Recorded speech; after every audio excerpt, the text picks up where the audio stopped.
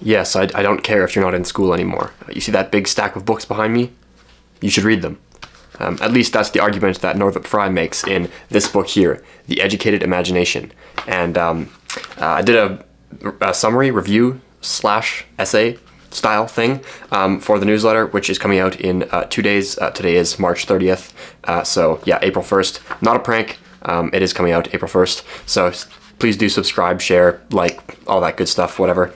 Anyways, yes, the main thrust of the essay of the month is about Northrop Frye's book, The Educated Imagination, which is pretty slim, okay, pretty short little book. The lectures in here were originally given as like radio broadcasts. Apparently Canada used to do this thing called Massey lectures, where eminent scholars in Canada would, give lectures on the radio. Now radio is kind of a thing of the past. People don't really listen to the radio anymore. But anyway, this book.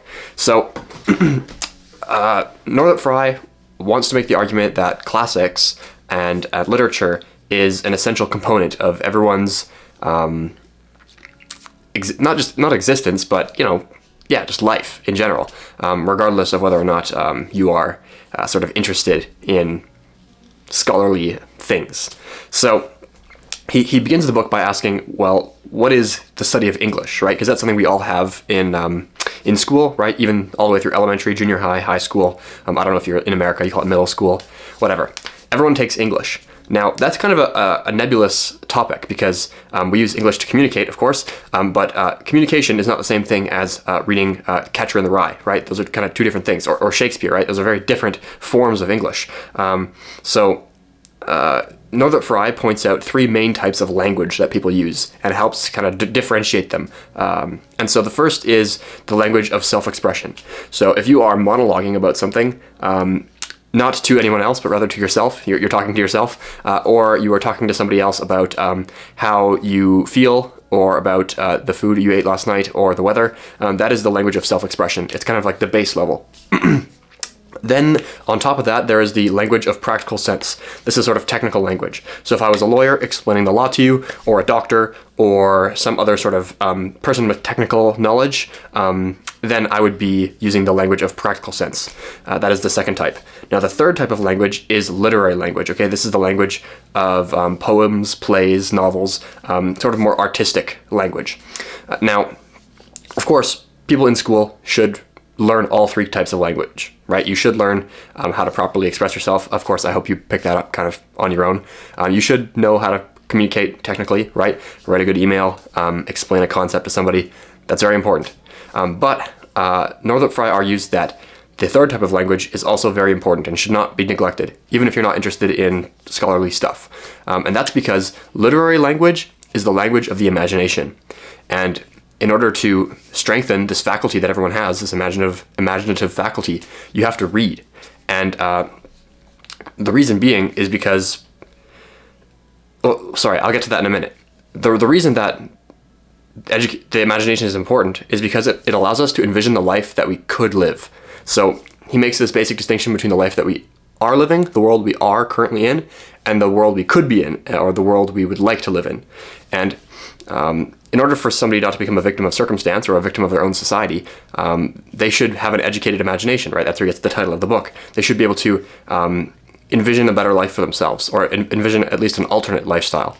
And he, in this discussion, he brings up the idea of a social myth. So or a societal myth. Every society or every social group has myths. Okay, myths does not mean they're untrue. It just means that these are like sort of the prevailing narratives that inform the values and overarching views of the society, right? So if you're thinking about first world North American societies, we have many myths, right? Again, doesn't mean they're untrue. It just means that they kind of direct our vision and kind of reveal our priorities.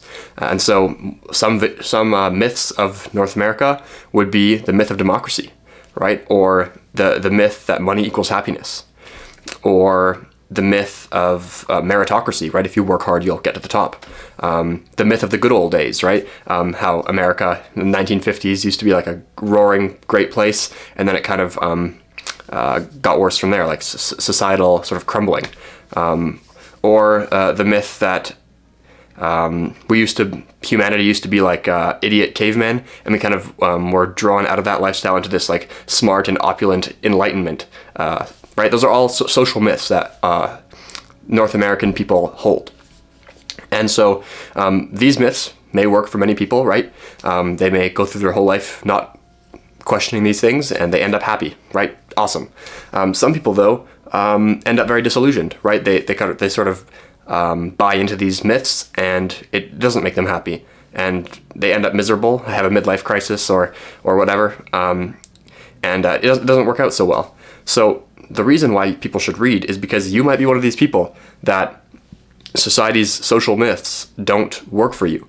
And so if you have an educated imagination, you're able to envision an alternate lifestyle for yourself, and not one that is kind of impoverished in its own way, but something that's truly fulfilling, right? So the archetype I'm thinking of somebody who isn't well read, but has this intuition that North American societal myths don't cut it, is they go out and buy a sports car, right? That's the midlife crisis of the average office working man in America.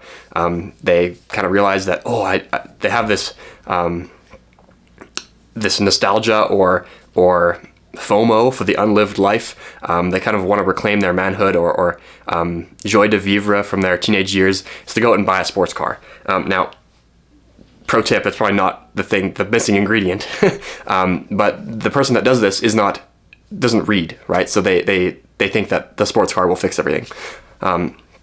In addition to imagining an alternate lifestyle and being able to question social beliefs, society's myths as a whole, as a group, are also constituted by the beliefs of its citizens. And so if we want to build a strong society in the future, granted this is over like a long time scale, but citizens should be well read, even if their social myths work for them, because social myths change over time. And so it's good to have an educated society or populace that is able to support the creation of healthy, good myths. And if you don't have that, then you have a society that's delusional, or it's in decline. It's crumbling because the social myths are failing people and there's no one to create new ones. So yeah, anyways, literature, super important. Okay, we have that down pat. What should we read, right? We can't just read anything. What should we read? So Northrop Frye anticipates this question, and he believes that, here, I think I have some quotes in the book here. He believes that people should start like early, like in elementary, learning poetry and the Bible. Now, you may be confused because poetry you think is like the advanced thing, and people shouldn't start with poetry, like kids won't get it. But in fact, I think this is because maybe you misunderstand poetry. Poetry is not like a puzzle, okay? It's not like a Sudoku. You can't rearrange the pieces, or you get the skeleton key and you can unlock the poem, and it's something to be like discovered or unscrambled, okay? That's not what a poem is. I have a good quote from Frye here on the nature of poetry. See if I can, I've got too many bookmarks, so I'm not sure if I can find it. Here it is. It says, "Poetry is the most direct and simple means of expressing oneself in words. The most primitive nations have poetry, but only quite well-developed civilizations can produce good prose. So don't think of poetry as a perverse and unnatural way of distorting ordinary prose statements. Prose is a much less natural way of speaking than poetry is." So, yeah, starting with poetry, and then also the Bible. So Northrop Frye, I'm not sure if he was a Christian in the ordinary sense, but in this book he's not speaking as a Christian, and actually you don't have to be a Christian to agree with him. In fact, he's speaking only as a literary critic, and so he's quite eloquent on this point as well. So I'm gonna read another quote here. So this is a quote by Frye about why the Bible should be taught at an early age. He says, "The most complete form of this myth is given by the Christian Bible, and so the Bible forms the lowest stratum in the teaching of literature. It should be taught so early and so thoroughly that it sinks straight to the bottom of the mind, where everything that comes along later can settle on it. That, I am aware, is a highly controversial statement, and can be misunderstood in all kinds of ways, so please remember that I'm speaking as a literary critic about the teaching of literature. There are all sorts of secondary reasons for teaching the Bible as literature, such as the fact that it's so endlessly quoted from and alluded to, the fact that the cadences and phrases of the King James translation are built into our minds and our way of thought, the fact that it's full of the greatest and best known stories we have, and so on. There are also the moral and religious reasons for its importance, which are different reasons. But in the particular context in which I'm speaking now, it's the total shape and structure of the Bible which is most important.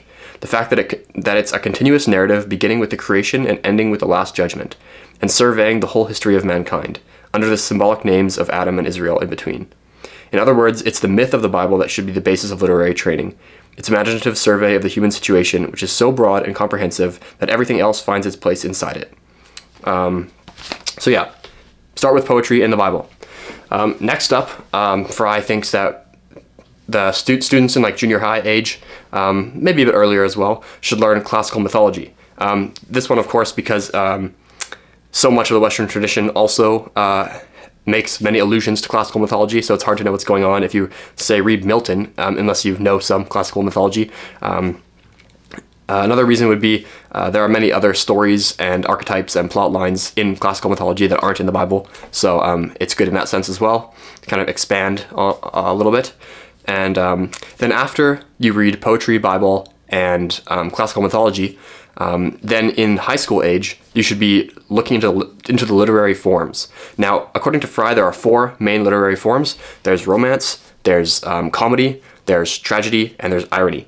Now, Fry thinks it's okay for kind of younger age to read the lighthearted ones, so comedy and romance, but he wants to reserve the sort of more complex or nuanced forms of irony and tragedy for high school age students.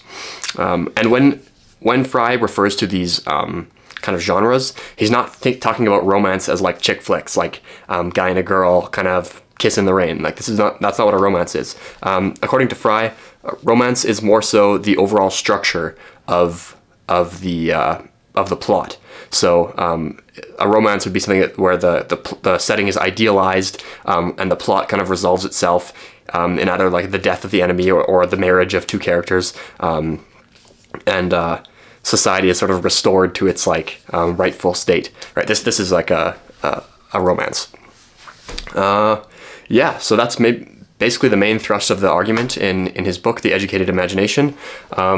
So yeah, in summary, there's 3 types of language, right? The third type, literary, that's the type that we have in Shakespeare and Steinbeck and things like that. And the reason that we should read it is because it educates our imagination, which allows us to imagine an alternate lifestyle for ourselves, and also to help to contribute towards the myths of our society, to strengthen it and make it better for future generations.